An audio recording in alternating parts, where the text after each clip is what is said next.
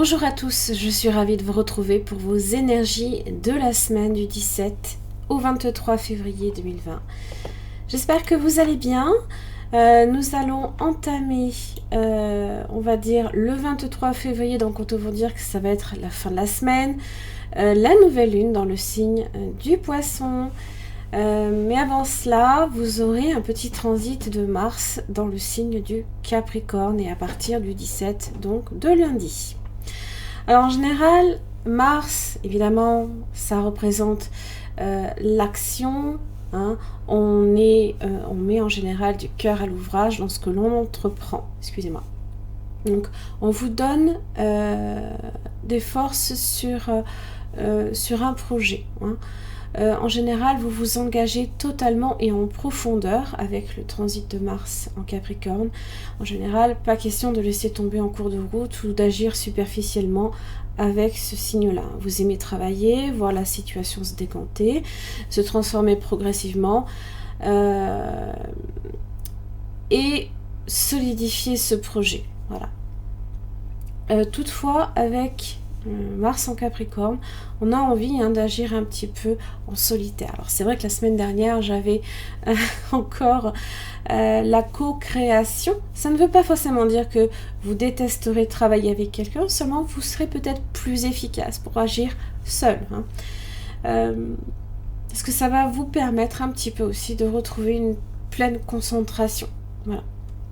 Vous avancerez un petit peu vos pions avec méthode, avec persévérance aussi. Hein.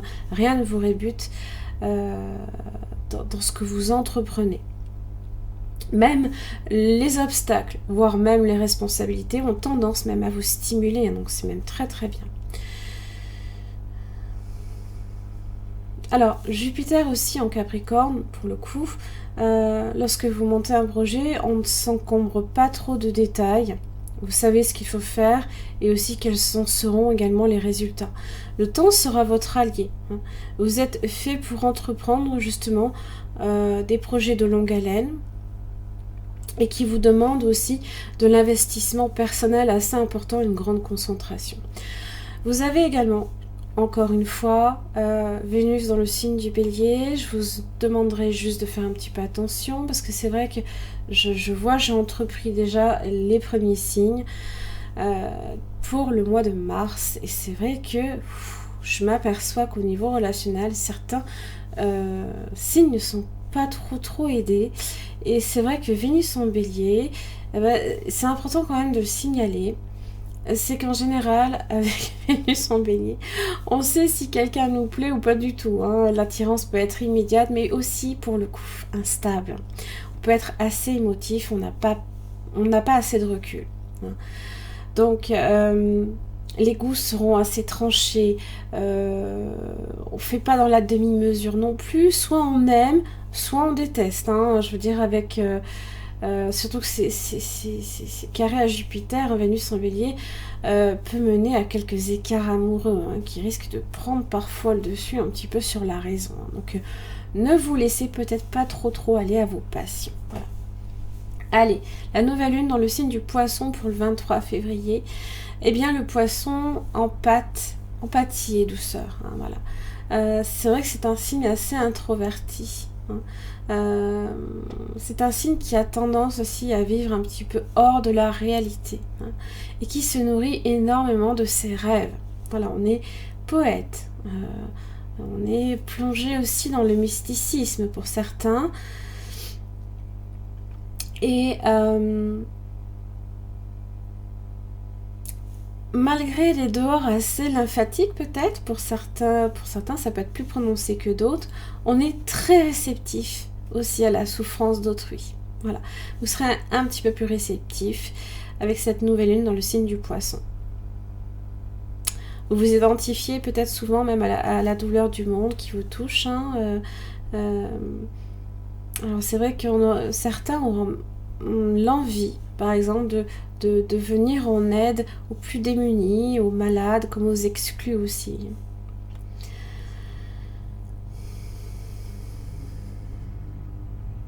Alors,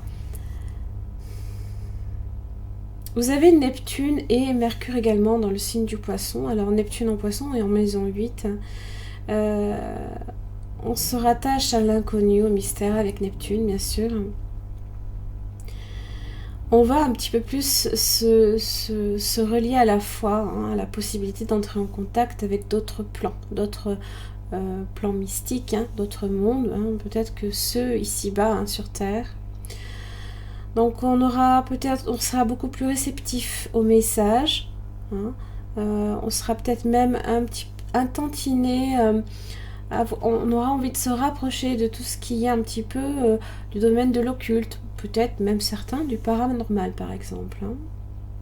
Alors, avec Mercure en Poisson, hein, tout ce qui touche à l'universel, au divin, à la poésie du monde, comme aussi à sa souffrance en général, peut aussi vraiment vous motiver. D'accord ? En général, Mercure évidemment c'est la communication, et avec le Poisson, on ne communique pas trop avec le verbe, mais en général tout se passe par le regard, c'est aussi par des vibrations. Voilà. Souvent on aura tendance à plus être réceptif à ce que eh bien, on décèle dans un regard que par le verbe. Donc c'est vrai que, bon, ça va être un petit peu spécial. D'autant plus que je vous demande quand même de faire attention.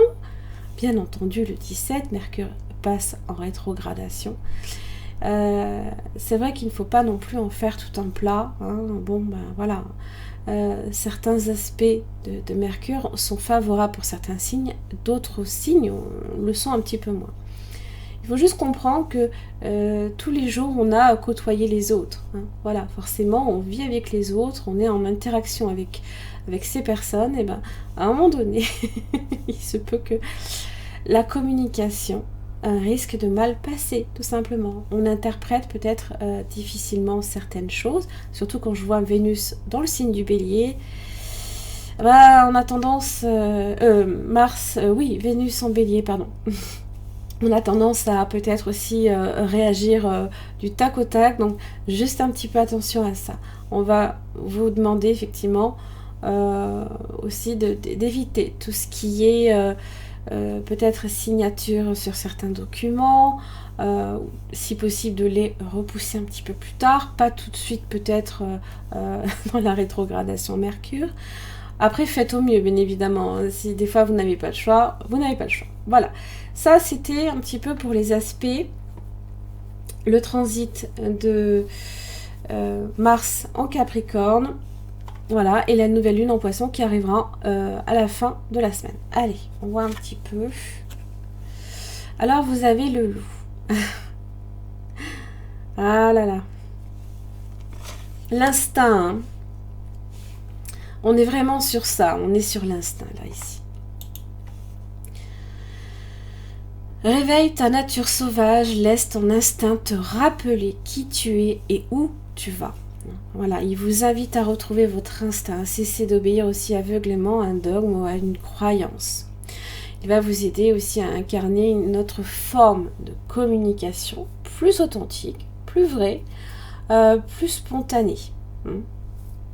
Ça va être plus sur ce que vous ressentez et non sur ce qu'il est peut-être aussi... c'est le ressenti, là, ici. Vraiment, cette semaine... ça va être assez fort. Donc soyez attentifs à vos ressentis. Alors c'est vrai que le loup vous encourage aussi à cesser d'être gentil pour devenir vrai. Hein. Il vous pose la question de votre liberté. Est-ce que vous êtes libre ?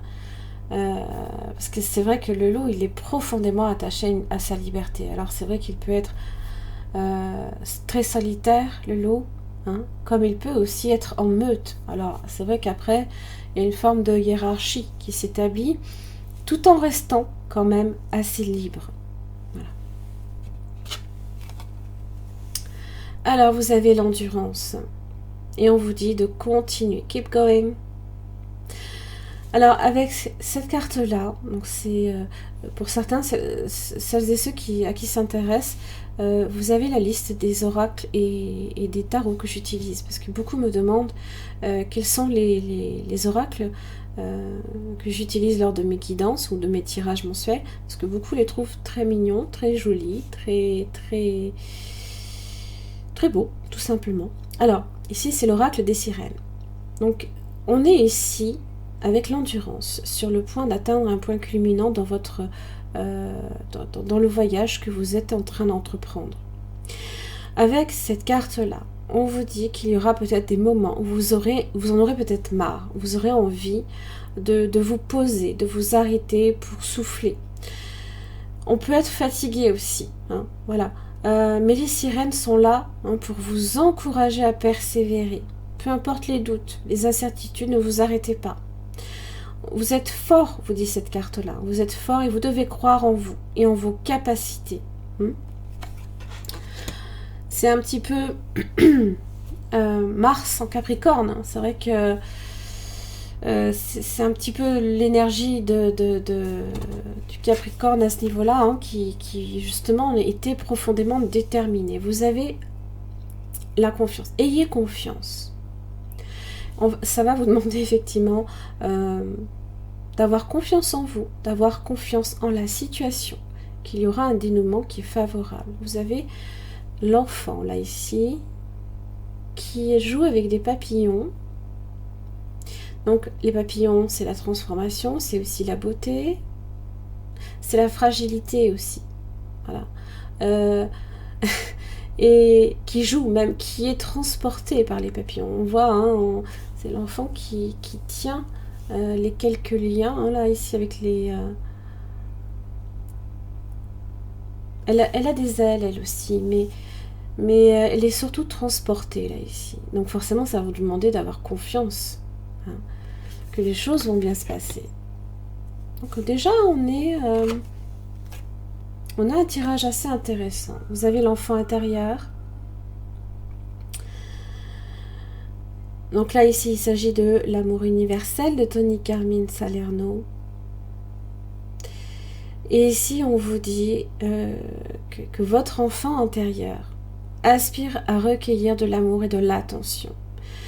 Il a envie de s'amuser, votre enfant intérieur. Alors, on va juste vous demander un petit peu de ne pas prendre les choses peut-être trop au sérieux et de plus écouter votre enfant intérieur.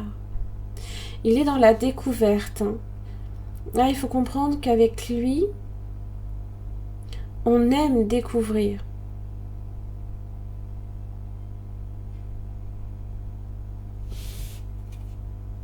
Il a aussi cette vision claire. Il est traversé par tous les points de chakra, toute la lignée hein, dans votre enfant intérieur. Donc c'est vrai que vous avez peut-être besoin à un moment donné de vous reconnecter à lui. Allez, la naissance. Il y a quelque chose qui débute là ici. Vous avez l'examen, magnifique. Ça peut, là ici, il peut s'agir effectivement de vos études pour certains. Il peut aussi s'agir hein, voilà, vous êtes arrivé, par exemple, vous avez franchi la ligne hein, et vous savez que maintenant, des choses nouvelles là ici peuvent enfin commencer, peut-être. Vous avez le voyage, peut-être ce voyage justement. Le nouveau périple. Là, vous avez la longue vue, vous voyez là ici le chemin que vous avez parcouru. Et la boussole, qu'est-ce qu'elle aime, la boussole? Ah, le temps, voilà. Oui.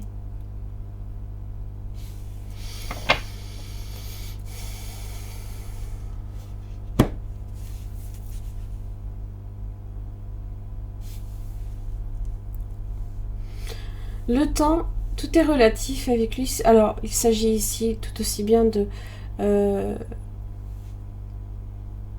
timing, hein, qu'il faut aussi, à un moment, eh bien, traverser... je clarifie mon propos.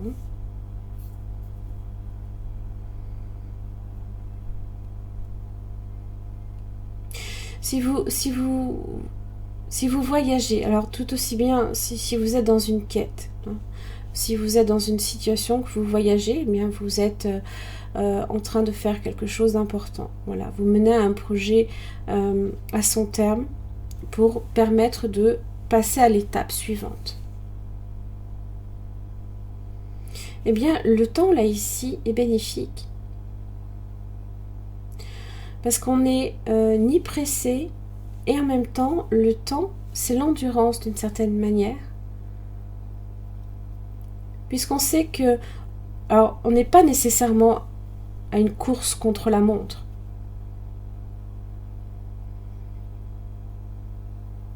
C'est pas nécessairement ça. Je ne le perçois pas comme ça.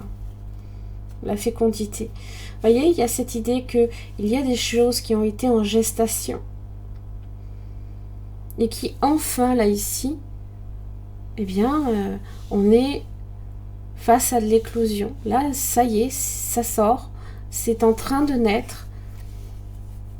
Donc forcément, il a fallu du temps pour que ces choses en gestation, pour certains peut-être 9 mois, bien évidemment, viennent au monde. Pour certains, ça peut effectivement aussi être donner naissance à un enfant.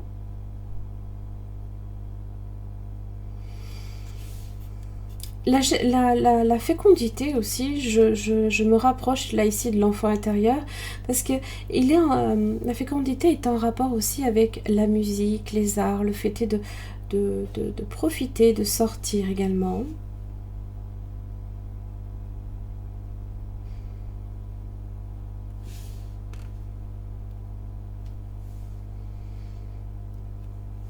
On ne parcourt pas le monde en peu de temps. Il faut utiliser le temps à bon escient, justement, pour arriver à ses fins. Oui. Voilà, j'en ai terminé pour vos énergies de la semaine. Je vous invite à me retrouver aussi sur le groupe de ma page Facebook, sur lequel vous avez les énergies de la semaine qui sont retranscrites, ainsi que l'article que je vais publier chaque semaine au niveau des transits planétaires, voire des influences planétaires dans les signes. Donc n'hésitez pas aussi à demander tout simplement à faire partie du groupe. Il vous suffit simplement d'indiquer votre signe astrologique et d'accepter tout simplement les règles de vie en communauté qui sont très très simples, très basiques. Qui est juste pour pour vivre ensemble en fait. Je m'aperçois que Mercure rétrograde ne m'aide pas beaucoup à m'exprimer là. Ça m'énerve. Bref, j'en ai terminé. Je vous souhaite une très très belle semaine à toutes et à tous. Je vous embrasse. Je vous retrouve demain.